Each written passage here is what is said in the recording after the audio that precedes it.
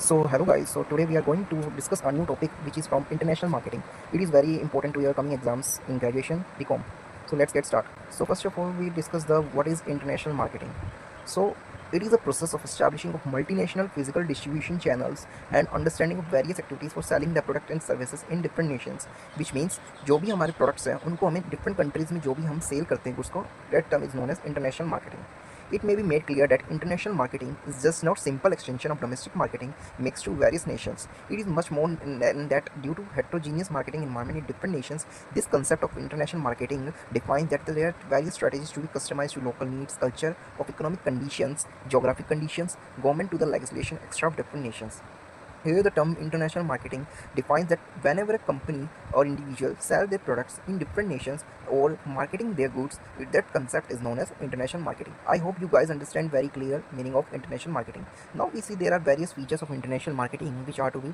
First one is complex. It is a very complex in nature as the global company has to analyze marketing environment of various nations because that individual or company has to be done to trade in different nations. They have to be analyzed what the taste of different countries customers, so it is a very complex process. Next one is wide scope.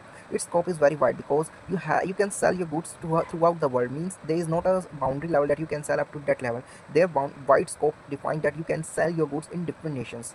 Third one is more risky. As you all know that the term risk is to be defined in the business because as you have to sell your goods in different nations, their country risk and political risk are to be raised because their political level is to be different in every nation. You have to be compact with them and to collaborate with them if you want to make easy trade, so it defined that it is more risky process.